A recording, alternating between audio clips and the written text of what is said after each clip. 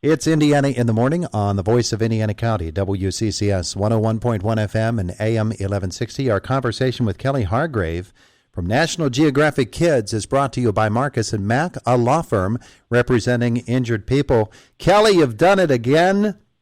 The book is called Can't Get Enough Shark Stuff. Fun facts, awesome info, cool games, silly jokes, and more. Kids are going to love this, Kelly, aren't they? Oh, man, yeah, I'm so excited. It just released yesterday, and we have just put so much love into this book. There are over 500 species of sharks in the world, if you can believe it, and we have tried to cram as many of them into this book as possible. Kids are just going to be so wowed by the photos of all the different sharks that are in this book and all of the characteristics that each of them bring.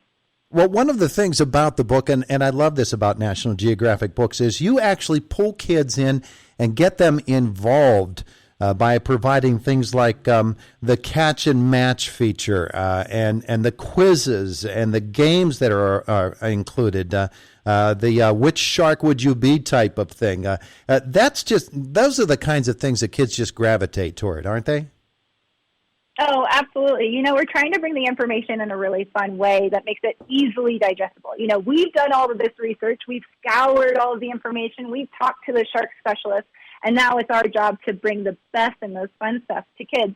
And the way that we break it up in the book just makes it easy for you to turn to any page and have fun with what's there, but also to break up, some of those fun facts and be like, hey, you can also tell this funny joke to your friends, that's all about sharks. We're really trying to get them all in that shark world. Yeah, and we're thinking about kids here, but Kelly, I have to tell you that there were some really fascinating things in it. Like, I'm going to try her name and probably butcher it, but Sori Adrianavalona, a paleontologist, talks about sharks on land. Well, they're on land now. Their skeletons are, their fossils are. She considers herself a shark time traveler. It's a fascinating article she does. Oh my gosh, yes. And how amazing, because when we think of paleontology, I think most people think about dinosaurs. So to know that sharks are part of this paleontology is amazing. So yes, fossils of sharks are actually really hard to study because sharks are made of cartilage. So it's really exciting when you find shark teeth because that's the one piece of shark that's actually bone and that you can actually find and help us discover more about sharks.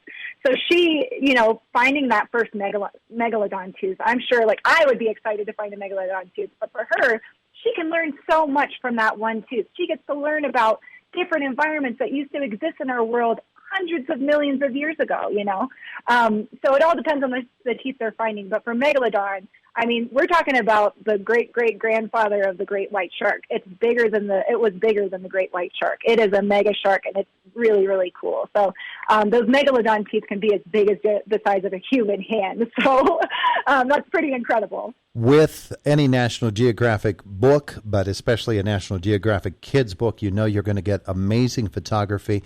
Of course, getting under the water to get these shots of sharks in all kinds of different environments is just fantastic.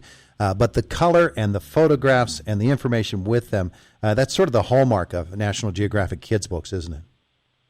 Oh, my gosh, yeah. I don't think anyone can compete with this. We just have we have the most amazing teams and resources available to us at National Geographic and a wealth of knowledge, so many different specialists that partner with us, whether they're the ones taking the photographs or actually working directly with the topic at hand.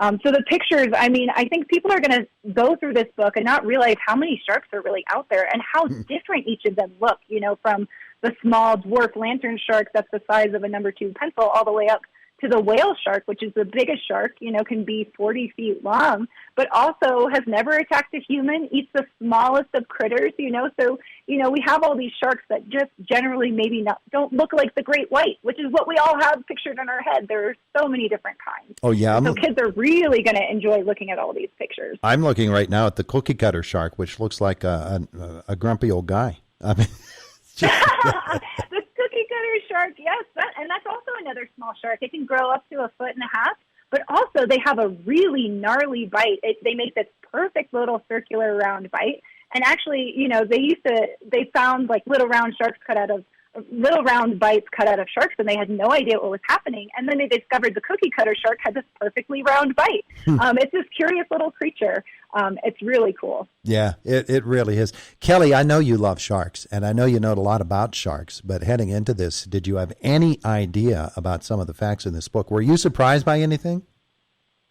Oh, gosh, yes. I mean, you can really go down this shark rabbit hole of research. They're just these amazing creatures, and each one has something unique to offer. I think we all focus on their teeth and we focus on their smell, and we know those things are amazing. But I think what really surprised me was learning so much about their sight and the different protection they have for their eyes. Some sharks have something that's considered a third eyelid called the nictitating membrane, and it's actually this eyelid that comes over the shark's eyes, but it's clear. It's a translucent eyelid. So not only does it give the shark protection, but it also helps it still be able to see the prey that it's attacking or the threat, to be able to still work at hand with what's in front of them, which is really neat. Since the movie Jaws, of course, everybody seems to be fascinated with sharks. Why are kids so drawn to sharks? Oh, gosh. I think, they just look so unique, and I don't think you can tear your eyes away from, when they open that mouth and show all the teeth that they have inside. I mean, some sharks have 25 rows of teeth, which is incredible, compared to our mere one row of teeth as humans. But also sharks are just brave and strong and fearless. And I think that there's something to connect with there for kids. And they're just so versatile. I mean, we keep learning about new shark superpowers. We're still discovering so much. So I think to know that there's this really cool animal that lives in the mysterious water that we're still learning about, but also just has like a really cool presence, is really attractive to kids. And, of course, there are some sharks who clearly need to visit the orthodontist. So those teeth go in every direction. Yes, yeah. I would say they need to visit the orthodontist, but a lot of sharks, they've evolved for so many years that they actually don't get cavities, which is crazy. They've evolved to have all these super cool things like that where, they're way more protected. Sometimes they don't feel pain as much as humans do, that type of thing. But yeah, the cavities, I mean, if I didn't have to go to the dentist, that would be amazing. Well, sharks don't drink Coca-Cola either, so there's that. Yeah, true, very true.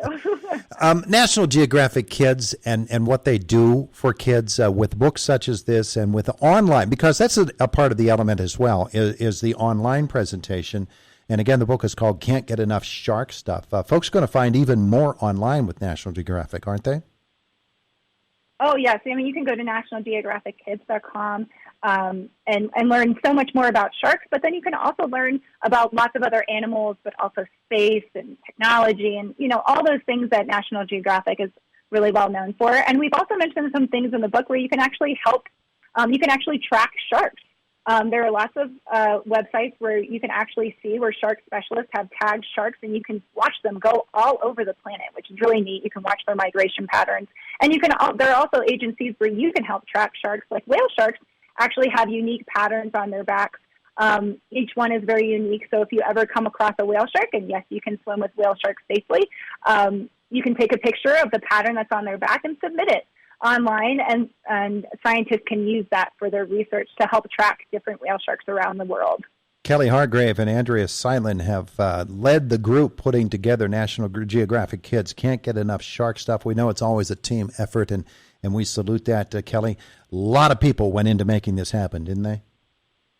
Oh, my gosh, yes. I mean, from, just us as writers, but then we have editors and fact checkers, copy editors, photographers, shark specialists. All of us came together to make sure that we're bringing really amazing, mind-blowing information to kids. Yeah, absolutely. It's just fantastic. She is Kelly Hargrave. The book is National Geographic Kids. Can't Get Enough Shark Stuff. We love it. We love National Geographic Kids. Kelly, thanks for spending some time with us. Yes, thank you so much for having me. I really enjoyed it. It is the voice of Indiana County, WCCS 101.1 FM and AM 1160.